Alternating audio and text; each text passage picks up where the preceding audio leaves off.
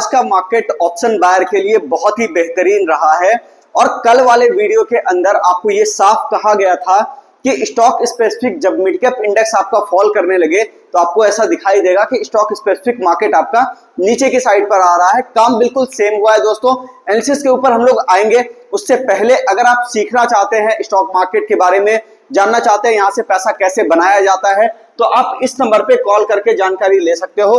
पटना के अंदर हमारा ऑफलाइन क्लास चलता है, यहाँ पे आप इस नंबर पे कॉल करोगे, आपको ज्यादा जानकारी दे दी जाएगी। बेसिक टू एडवांस सारी चीजें आपको यहाँ पर सिखाई जाएंगी। अगर आप बिगिनर हो तब भी यहाँ पे बिल्कुल बेसिक से सारी चीजें आपको यहाँ पर सिखाई जाएगी। आपको ऑफलाइन ऑनलाइन दोनों मोड में यहाँ पर मिलेगा आपका कोर्स। तो यहाँ पे आप देखो, ये हमारा एड्रेस है, आप गूगल कर सकते हो। ठीक है, एनालिसिस के ऊपर हम लोग आते हैं दोस्तों। यहाँ पर आप देखो, सबसे पहले निफ्टी के ऊपर आते हैं। देखो इंपॉर्टेंट बात क्या थी, कल वाला एरिया क्या था उसकी हम लोग चर्चा करेंगे।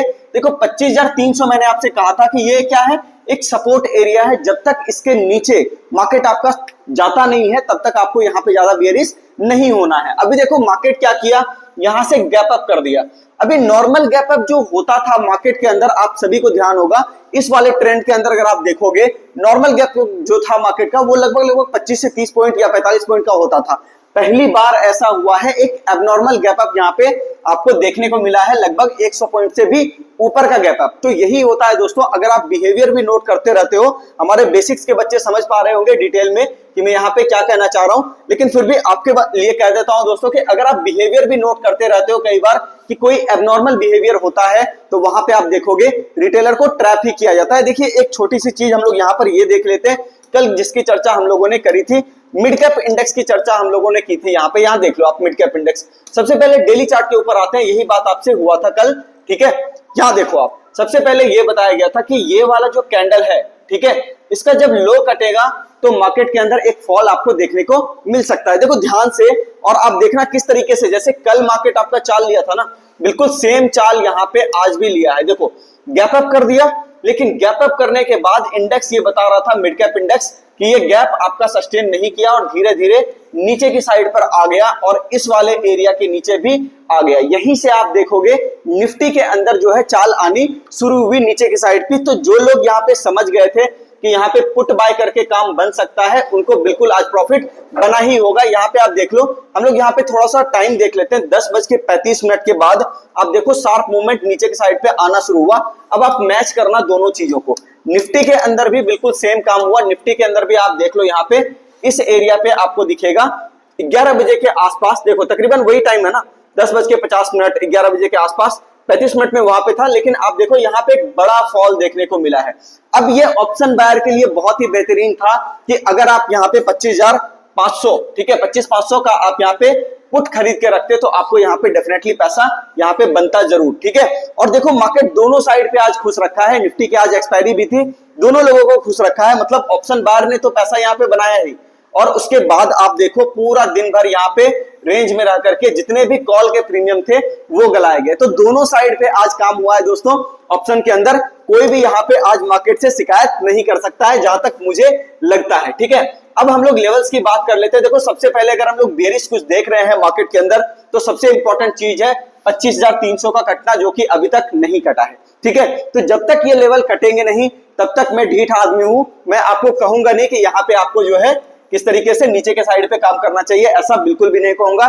कहूंगा तभी जैसा पिछले वीडियो में कहा था, 25,300 कटने का इंतजार अपने को करना है, और बड़ा एरिया कोई कटेगा 25,200 का, तो आपको देखने को मिल सकता है कि मार्केट ज्यादा बड़ा फॉल 25,000 तक का कर सकता है। तो यहाँ पे आपको थोड़ा सा बेयरिश होना है। 25,300 कटने के बाद, 25,200 का कटने के बाद अपने को यहाँ पे नहीं रहना है। आशा करता हूं आप ये समझ गए होंगे मैं यहाँ पे क्या कहना चाह रहा हूँ। टारगेट की बात कल आपको दे रहा था दोस्तों, यहाँ पे टारगेट में 25,600 का, ठीक है, 25,500, 550, 600 ऐसा करके, जो हमारा सीरीज देख रहे होंगे वीडियो का उनको समझ में आ रहा होगा कि मैं यहाँ पे क्या कह रहा हूं। अभी आगे की टारगेट की भी हम लोग चर्चा करें तो देखो एक छोटा सा सपोर्ट एरिया, ये आज वाला लो है। इसके लेवल्स को हम लोग थोड़ा सा देख लेते हैं कि ये कौन सा लेवल आपका है। ठीक है, लेवल्स की बात कर ले तो 25,378 का लेवल है, 25,370 मोटा मोटी आप मान सकते हो कि ये आपका इंट्राडे के अंदर ब्रेक होगा। तो थोड़ा सा आपको कॉशियस रहना है, ट्रेड वगैरह ज्यादा नहीं करना है। और अगर ये आपका 25,300 के नीचे सस्टेन करता है तो ज्यादा बियरिश होगा। लेकिन अगर ये 25,300 बचाए रखता है तो मार्केट वापस से आपका 25,600 और 25,650 या 700 की तरफ जा सकता है। तो इसको दिमाग में रख करके काम कीजिएगा कि 25,300 बचा हुआ है तो सब कुछ ठीक है, ठीक है। 25,200 होने के बाद, नीचे कटने के बाद आपको थोड़ा सा ज्यादा बियरिश होना है। ये आपका हो गया। उसके बाद आपको ध्यान में होगा बैंक निफ्टी की चर्चा हम लोग बार बार कर रहे थे। बैंक निफ्टी के अंदर आप देख लो दोस्तों, यहाँ पे मैंने आपसे कहा था कि इसके चार्ट के अंदर कोई प्रॉब्लम नहीं है, बहुत आराम से चलेगा। देखो ये आपका बिल्कुल बहुत आराम से गैप अप करके सस्टेन भी कर गया। निफ्टी से ये बिल्कुल डिफरेंट चल रहा है। अभी भी आपको कहूंगा, देखो ये एक सपोर्ट एरिया आपका यहाँ पर है, ये वाला जो एरिया है 52,600 का, ठीक है। 52,600 का एरिया ये आपका सपोर्ट एरिया है। आप इसको चाहो तो नोट कर सकते हो 52,600 का, ठीक है।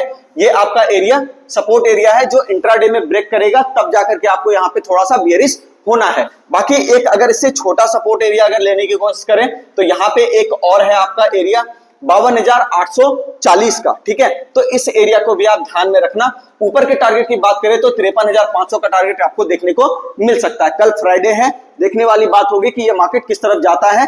अगर मार्केट आपका 25,300 का लेवल अगर सस्टेन किए हुए कहीं कोई दिक्कत नहीं है, बैंक निफ्टी भी आपको 53,500 की तरफ जाता हुआ दिखाई दे सकता है, ठीक है।